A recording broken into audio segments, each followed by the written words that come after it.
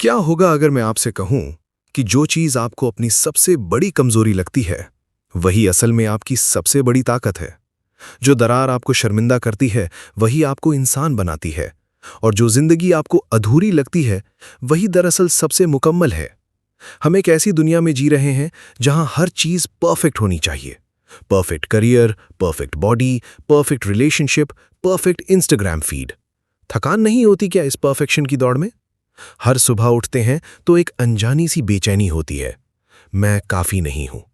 लेकिन किसके लिए? किस स्टैंडर्ड के लिए? और सबसे जरूरी सवाल, किसने बनाया ये स्टैंडर्ड? यहीं से शुरू होती है एक बेहद पुरानी, बेहद गहरी जापानी सोच की कहानी, वाबी साबी। ये कोई ट्रेंड नहीं, कोई एस्थेटिक नहीं, ये एक पूरा दर्शन है जो कहता है कि सुंदरता परफेक्शन में नहीं बल्कि इम्परफेक्शन में छुपी है। टूटे हुए बर्तन में, मुरझाते फूल में, बूढ़े चेहरे की झुर्रियों में, हर उस चीज में जिसे हम खराब समझकर छोड़ देते हैं। बेथ कॉम्पटन की किताब wabi sabi, Japanese wisdom for a perfectly imperfect life, इसी सोच को हमारी रोजमर्रा की जिंदगी से जोड़ती है। वो बताती हैं कि जापान में एक परंपरा है, किंत्सुगी, जहां टूटे हुए बर्तन को फेंका नहीं जाता बल्कि सोने से जोड़ा जाता है। उस टूटन को छुपाया नहीं जाता, उसे हाईलाइट किया जाता है, क्योंकि वो टूटन उस बर्तन की कहानी है, उसका इतिहास है, उसकी पहचान है। और ठीक यही बात हम इंसानों पर भी लागू होती है। हमारे जख्म, हमारी गलतियां, हमारे इम्परफेक्ट मल्स, ये सब हमें कमजोर नहीं बनाते, ये हमें असली बनाते हैं। वाबी साबी हमें एक और गहरी बात सिखाता है। हर चीज बदलती है, हर चीज अधूरी है और हर चीज खत्म होती है। और इसी में एक अजीब सी शांति है। जब हम ये मान लेते हैं कि जिंदगी में सब कुछ परफेक्ट नहीं होगा, तो एक बोझ उतर जाता है कंधों से। फिर हम जिंदगी को कंट्रोल करने की कोशिश नहीं करते, बल्कि उसे महसूस करने लगते हैं। हर बीतता पल, चाहे खुशी का हो या दर्द का, अपने अंदर एक अनमोल खूबसूरती लिए होता है। बस हमें देखने की नजर चाहिए। तो इस वीडियो में हम करेंगे एक ऐसी यात्रा जो बाहर नहीं, अंदर की तरफ जाती है। एक ऐसी सोच से मिलेंगे जो आपको नहीं बदलेगी, बल्कि आपको वैसे ही एक्सेप्ट करना सिखाएगी जैसे आप हैं। क्योंकि शायद आपको फिक्स होने की जरूरत नहीं, आप ऑलरेडी कंप्लीट है। बस वाबी साबी की नजर से खुद को देखने की जरूरत है। तो चलिए शुरू करते हैं परफेक्टली इम्परफेक्ट लाइफ की इस अद्भुत, दिल को छू लेने वाली यात्रा को। अध्याय 1, वाबी साबी, अधूरेपन की खूबसूरती। क्या आपने कभी सोचा है कि टूटी हुई चीजें, झुर्रियों भरा चेहरा या बारिश में भीगी पुरानी दीवार, ये सब खूबसूरत हो सकते हैं? जापान में सदियों से एक ऐसा दर्शन जीवित है जो यही कहता है। उसका नाम है वाबी साबी। बेथ कैम्पटन अपनी किताब के पहले ही अध्याय में पाठक को एक ऐसी दुनिया में ले जाती हैं जहां परफेक्शन की कोई दौड़ नहीं है। वो बताती हैं कि वाबी का अर्थ है सादगी, प्रकृति के करीब जाना और उस शांति को महसूस करना जो भीड़ से दूर मिलती है। वहीं साबी का अर्थ है समय के साथ जो बदलाव आता है उसमें एक अलग ही सुंदरता देखना, जैसे पुरानी लकड़ी पर पड़ी दरारें या चाय के कप पर बना वो धब्बा जो सालों की यादें समेटे हुए हैं। लेकिन वाबी साबी सिर्फ कला या सजावट का तरीका नहीं है, ये जीने का एक नजरिया है। ये दर्शन हमें याद दिलाता है कि जो चीज अधूरी है, जो पल गुजर जाने वाला है, जो इंसान परफेक्ट नहीं है, वही असल में सबसे सच्चा और सबसे खूबसूरत है। हम अक्सर अपनी कमियों को छुपाने में इतनी ऊर्जा लगा देते हैं कि खुद को जीना भूल जाते हैं। वाबी साबी कहता है, रुको, यही तुम्हारी असली पहचान है। बेथ कैम्पटन ने इस अध्याय को सिर्फ थ्योरी से नहीं भरा। उन्होंने जापान में बिताए अपने उन दिनों की बात की है जब उन्होंने वहां की संस्कृति, वहां की चुप्पी और वहां के लोगों के जीवन जीने के तरीके को करीब से देखा था। एक छोटी सी जापानी गली, एक बुजुर्ग औरत का मिट्टी के बर्तनों से प्यार, एक टूटे हुए मंदिर की दीवार, इन सब चीजों ने उन्हें वो सिखाया जो कोई किताब नहीं सिखा सकती थी। ये अध्याय दरअसल एक आईना है जो हमें दिखाता है कि हम जिस परफेक्ट जिंदगी के पीछे भाग रहे हैं वो एक भ्रम है। असली जिंदगी वो है जो अभी, इसी पल, इसी अधूरेपन के साथ हमारे सामने है। वाबी साबी हमें यही एक काम करना सिखाता है, जो है उसे पूरे दिल से स्वीकार करो। और शायद यही सबसे कठिन और सबसे जरूरी काम है। अध्याय 2, प्रकृति और ऋतुओं का ज्ञान। क्या आपने कभी किसी फूल को खिलते हुए देखा है और साथ ही ये भी सोचा है कि ये कल झड़ जाएगा? अगर हां, तो आपने एक पल के लिए जापानी आत्मा को महसूस किया है। बेथ कैम्पटन इस अध्याय में हमें एक ऐसी दुनिया में ले जाती हैं जहां प्रकृति सिर्फ पृष्ठभूमि नहीं बल्कि जीवन का दर्पण है। जापान में लोग ऋतुओं को सिर्फ मौसम नहीं मानते, वे उन्हें एक जीवित, सांस लेती कहानी की तरह जीते हैं। जब बसंत में चेरी ब्लॉसम खिलते हैं तो पूरा देश जैसे रुक जाता है। लोग पार्कों में बैठते हैं, उन गुलाबी फूलों को निहारते हैं। इसलिए नहीं कि वे सुंदर हैं, बल्कि इसीलिए कि वे जानते हैं ये ज्यादा दिन नहीं टिकेंगे। और यही बात उन्हें और भी कीमती बना देती है। पतझड़ में जब पत्तियां लाल, नारंगी और सुनहरी होकर झड़ती हैं तो जापानी लोग उसे भी उतनी ही श्रद्धा से देखते हैं। ये उनके लिए दुख का समय नहीं, ये बदलाव को गले लगाने का उत्सव है। सोचिए, हम तो अक्सर बदलाव से डरते हैं, पुरानी चीजें पकड़े रहते हैं, लेकिन जापानी संस्कृति कहती है जाने दो, और उस जाने देने में भी सौंदर्य है। इसी भावना को एक बेहद खूबसूरत जापानी अवधारणा में समेटा गया है, मोनो नो आवारे। इसका सीधा अनुवाद करना मुश्किल है, लेकिन इसे यूं समझिए, वो मीठी सी उदासी जो तब होती है जब कुछ सुंदर आंखों के सामने से गुजर जाता है और आप जानते हैं कि वो लम्हा दोबारा नहीं आएगा। जैसे किसी प्रिय की हंसी सुनकर दिल भर आए, जैसे सूरज डूबते वक्त आसमान के रंग देखकर आंखें नम हो जाए। ये दुख नहीं है, ये गहरी संवेदनशीलता है।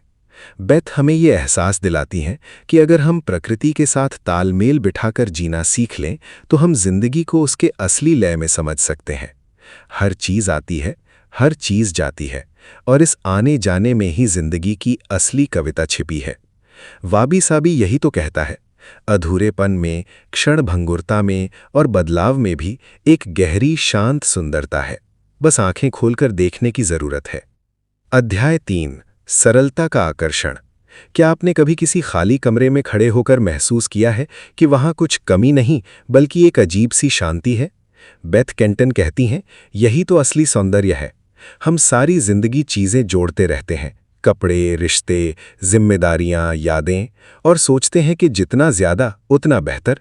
लेकिन वाबी साबी हमें उल्टी दिशा में चलना सिखाता है। ये कहता है, हटाओ और देखो क्या बचता है, वही तुम्हारा असली जीवन है। जापानी घरों में आपको दीवारें खाली मिलेंगी, फर्श पर बस एक चटाई और खिड़की के पास शायद एक अकेला पौधा। पहली नज़र में लगता है इन लोगों के पास कुछ है ही नहीं, लेकिन जरा ध्यान से देखिए, उस एक पौधे को आप भूल नहीं पाते। वो पौधा इसलिए याद रहता है क्योंकि उसे देखने की जगह है, उसे महसूस करने की फुर्सत है।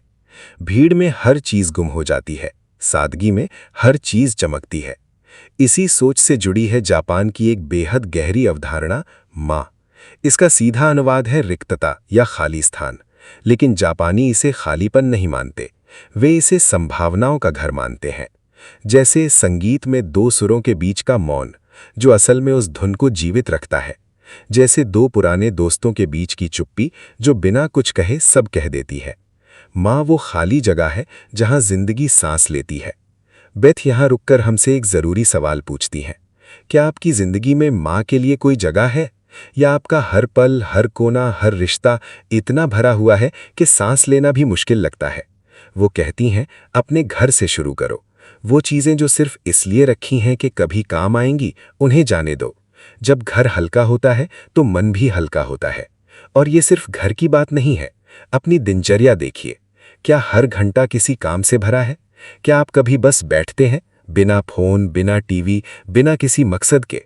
वाबी साबी कहता है कि वो बेकार वक्त असल में सबसे जरूरी वक्त होता है, वहीं आप खुद से मिलते हैं। और रिश्तों में भी हर वक्त कुछ ना कुछ करते रहने की जरूरत नहीं। कभी कभी किसी अपने के साथ चुपचाप बैठ जाना ही सबसे गहरा जुड़ाव होता है।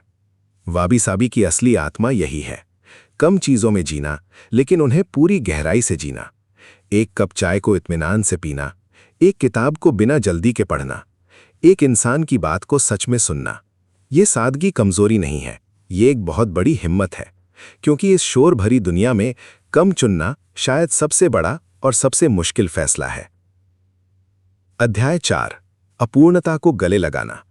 जरा सोचिए, एक खूबसूरत मिट्टी का कटोरा जो अचानक गिर जाता है और टुकड़ों में बिखर जाता है। आप क्या करेंगे? उसे कूड़ेदान में फेंक देंगे या उसे सोने से जोड़ेंगे? जापान में सदियों पुरानी एक कला है, किंसुगी। इसमें टूटे हुए बर्तनों को फेंका नहीं जाता, बल्कि उनकी दरारों को सोने की लकीरों से भर दिया जाता है। नतीजा, वो बर्तन पहले से कहीं ज्यादा सुंदर और अनोखा हो जाता है। उसकी टूटन उसकी कमजोरी नहीं, बल्कि उसकी पहचान बन जाती है। बेथ कैम्पटन इस अध्याय में यही एक गहरा सवाल पूछती हैं। क्या हम अपने जीवन के टूटे हुए हिस्सों के साथ भी ऐसा कर सकते हैं? वो रिश्ता जो बिखर गया, वो सपना जो पूरा ना हो सका, वो गलती जो आज भी रात को नींद चुरा लेती है, ये सब हमारी दरारें हैं। और किंसुगी हमें सिखाती है कि इन दरारों को छुपाने की जरूरत नहीं, इन्हें सोने से भरो, इन्हें अपनी कहानी का सबसे चमकदार हिस्सा बनाओ। लेकिन आज का समाज वो तो बिल्कुल उल्टा करता है।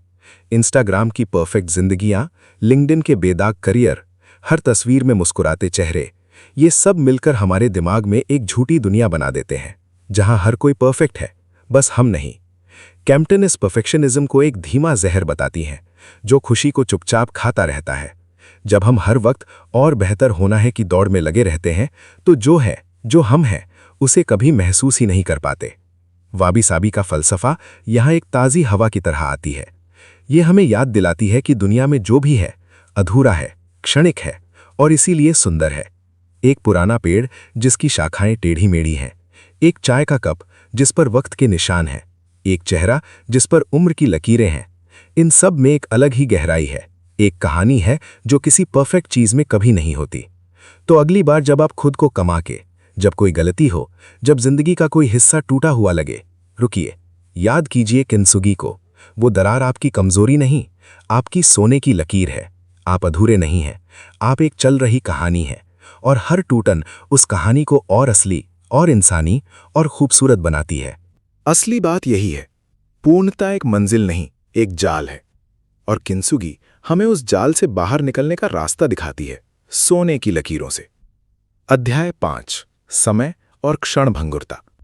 क्या आपने कभी सोचा है कि एक सुबह की चाय का वो पहला घूंट जो होठों से लगते ही गर्माहट देता है, वो पल दोबारा कभी नहीं आएगा? बेथ कैम्पटन के इस अध्याय को पढ़ते हुए बार बार यही एहसास होता है कि हम जिंदगी के सबसे खूबसूरत लम्हों को बाद में जिएंगे की सोच में गुजार देते हैं। जापानी दर्शन में इम्पर्मनेंस यानी अनित्यता सिर्फ एक विचार नहीं, बल्कि जीने का एक तरीका है। इसका मतलब है कि हर चीज बदलती है, मौसम, रिश्ते, जज्बात, यहां तक कि हम खुद भी। लेकिन यहां दिलचस्प बात यह है कि जापानी संस्कृति इस बदलाव को दुख की नजर से नहीं देखती, बल्कि इसे एक उपहार मानती है। जो पल गुजर जाएगा वही पल सबसे कीमती है। बेथ इस बात को समझाने के लिए जापानी चाय समारोह का एक बेहद सुंदर उदाहरण देती हैं। जरा सोचिए, एक कमरा, मिट्टी का एक कप, उबलते पानी की हल्की सी आवाज और पूरी तरह वर्तमान में डूबे हुए दो इंसान। ये समारोह सिर्फ चाय पीना नहीं है, ये उस एक पल को पवित्र घोषित करना है। जापानी इसे कहते हैं इचिगो इचिए, ये मुलाकात, ये पल जीवन में बस एक बार, इसलिए इसे पूरी आत्मा से जियो।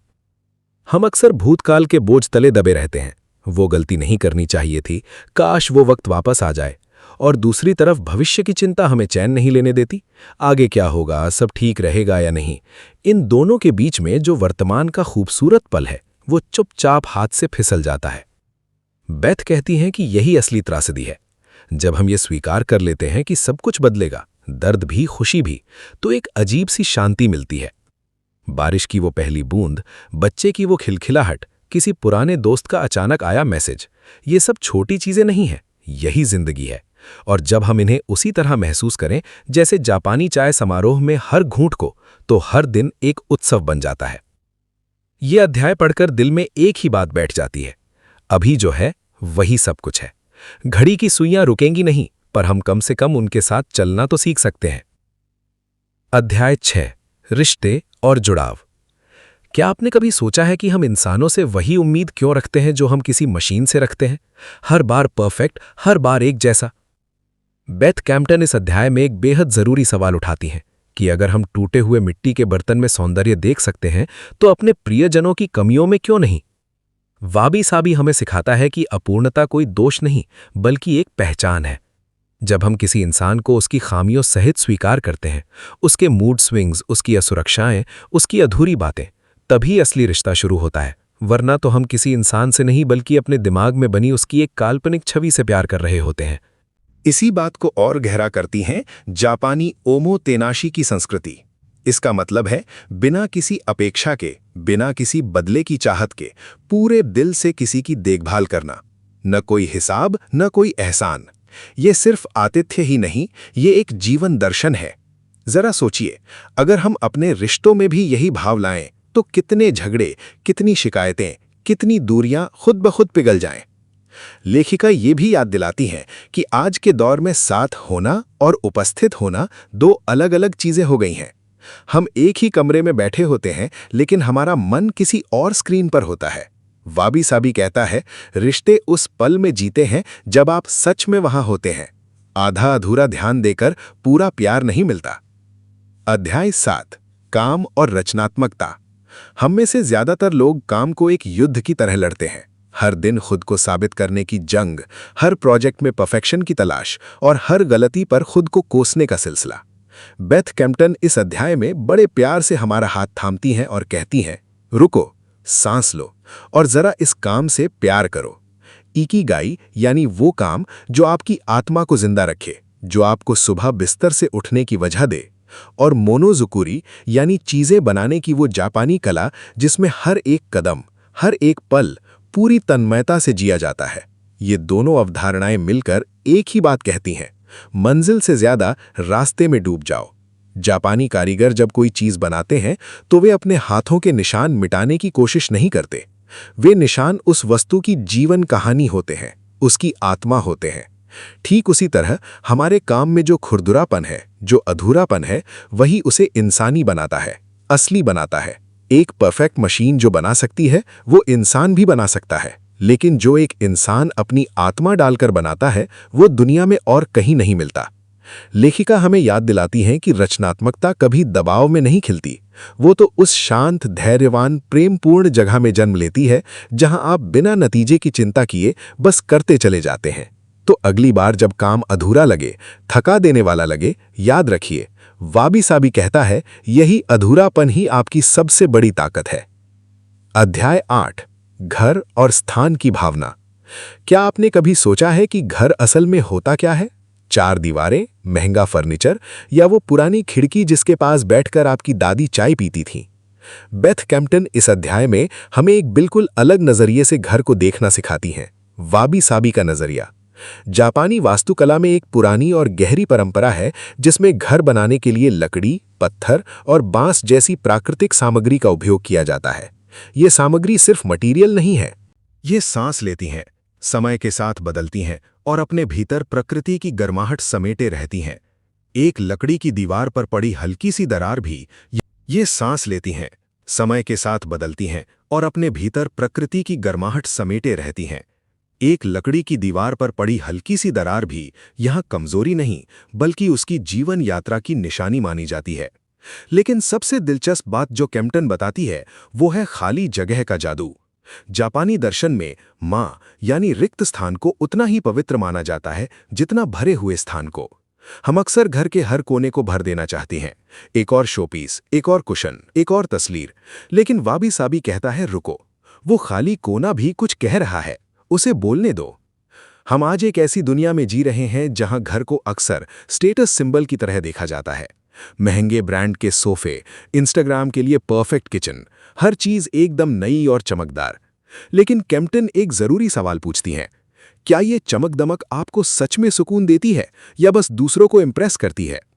असली वाबी साबी घर वो है जिसमें समय के निशान हों, वो पुरानी अलमारी जो आपके नाना के ज़माने से है और जिसके हैंडल थोड़े घिस गए हैं, वो सिर्फ लकड़ी का टुकड़ा नहीं, वो एक पूरी पीढ़ी की याद है।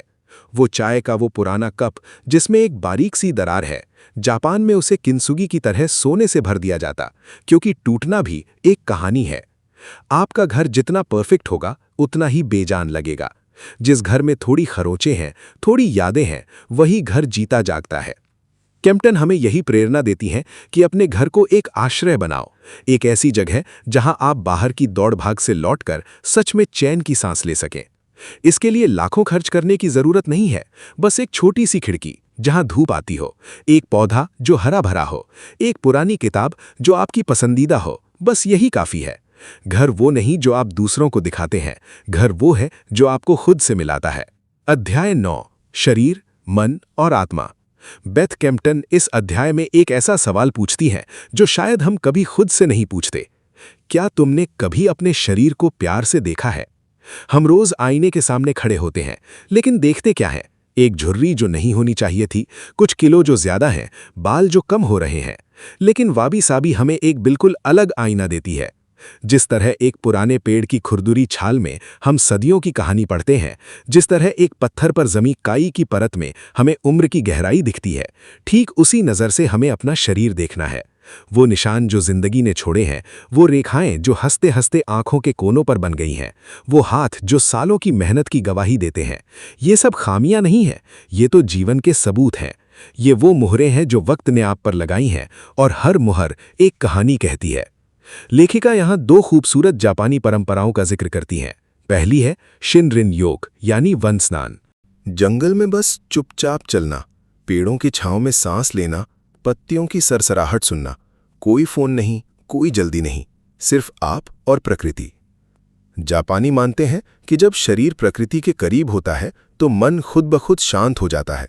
और दूसरी है फुरोशिकी, कपड़े से चीजें बांधने की कला, जो ये सिखाती है कि सादगी में भी कितनी सुंदरता हो सकती है। ये दोनों परंपराएं एक ही बात कहती हैं, शरीर को दुश्मन मत समझो, उसे समझो। बेथ कैम्पटन की सबसे गहरी बात यह है कि हम अपने शरीर को एक प्रोजेक्ट की तरह देखते हैं, जिसे हमेशा सुधारना है, ठीक करना है, बदलना है। लेकिन वाबी साबी कहती हैं, रुको, ये शरीर दंड का पात्र नहीं है, ये उपहार है। इसने तुम्हें जगाया, चलाया, हंसाया, रुलाया, और फिर भी हर सुबह तुम्हारे साथ खड़ा रहा। इससे बड़ा वफादार दोस्त कोई नहीं। अध्याय 10, वाबी साबी के साथ जीना।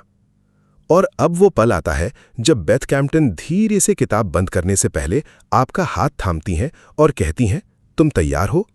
ये अंतिम अध्याय किसी भव्य समापन की तरह नहीं, बल्कि एक शांत गर्म शाम की तरह है, जब सब कुछ अपनी जगह पर हो और मन हल्का हो। वो साफ कहती हैं कि वाबी साबी को अपनाने के लिए ना तो हिमालय जाना है, ना कोई महंगा कोर्स करना है, और ना ही जिंदगी को पूरी तरह बदल देना है। बस एक नई दृष्टि चाहिए, वो नज़र जो साधारण में असाधारण देख सके, वो चाय का पहला घूंट जो सुबह आंखें खुलते ही लिया जाए, वो दोस्त के साथ बिताई गई बेमतलब की शाम जिसमें घंटों कैसे बीत गए पता ही ना चले, वो पुरानी तस्वीर जो अचानक हाथ लग जाए और आंखें नम कर दे। इन्हीं पलों में वाबी साबी सांस लेती है। लेखिका हमें धीमा जीवन जीने का निमंत्रण देती हैं, और ये कमजोरी नहीं बल्कि एक क्रांति है। आज की दुनिया में जहां हर कोई भाग रहा है, जहां बिजी होना एक तमगे की तरह पहना जाता है, वहां जानबूझकर धीमे होना सबसे साहसी काम है। हर पल को पूरी तरह जीना, बिना अगले पल की चिंता किए, बिना पिछले पल का बोझ उठाए। और सबसे खूबसूरत बात, अपूर्णता अब कोई बाधा नहीं, वरदान है। वो रिश्ता जो परफेक्ट नहीं लेकिन सच्चा है, वो घर जो शोरूम जैसा नहीं लेकिन अपना है, वो जिंदगी जो किसी की उम्मीदों पर खरी नहीं उतरती लेकिन आपकी अपनी है, यही वाबी साबी है। बेथ कैम्पटन इस पूरी किताब में एक ही बात कहती रही हैं, और वो बात है, तुम जैसे हो वैसे ही काफी हो, टूटे हुए भी, अधूरे भी, बदलते हुए भी। यही जीवन की असली सुंदरता है। पुस्तक के मुख्य विषय और विचार। वाबी साबी पुस्तक के मूल में कई गहरे और परस्पर जुड़े हुए विषय हैं जो मिलकर एक समग्र जीवन दर्शन का निर्माण करते हैं। सबसे प्रमुख विषय है अपूर्णता की स्वीकृति। ये विचार की पूर्णता न केवल असंभव है बल्कि अनावश्यक भी है।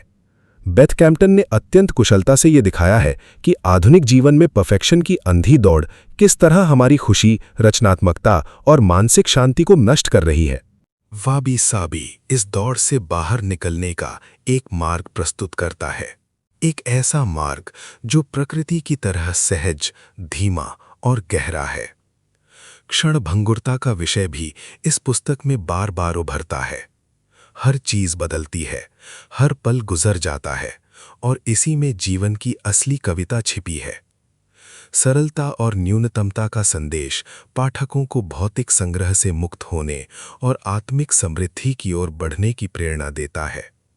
पुस्तक की एक और महत्वपूर्ण विशेषता ये है कि ये किसी भी संस्कृति या परंपरा से जुड़े पाठक के लिए प्रासंगिक है, क्योंकि अपूर्णता और परिवर्तन तो मानव जीवन के सार्वभौमिक सत्य हैं।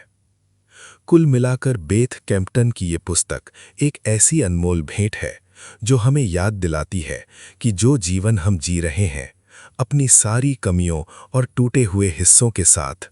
वही जीवन वास्तव में सुंदर है, वही जीवन जीने योग्य है। उम्मीद है कि आपको ये वीडियो पसंद आया होगा। अगर आपको पसंद आए हैं तो फिर कमेंट सेक्शन में कमेंट ज़रूर लिखिए और चैनल को सब्सक्राइब ज़रूर कीजिए। मिलते हैं अगली वीडियो में, तब तक के लिए थैंक यू और टेक केयर।